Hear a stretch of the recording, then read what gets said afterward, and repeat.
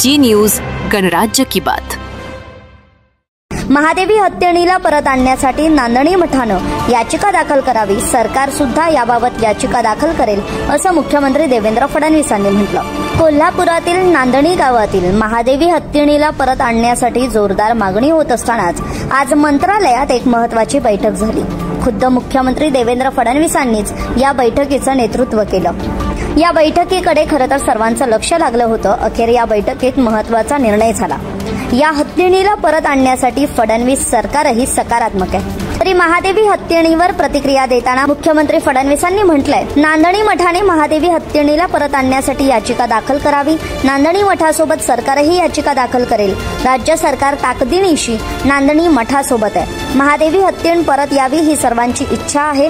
हत्तीणीची निगा राखण्यासाठी सरकार मदत करेल।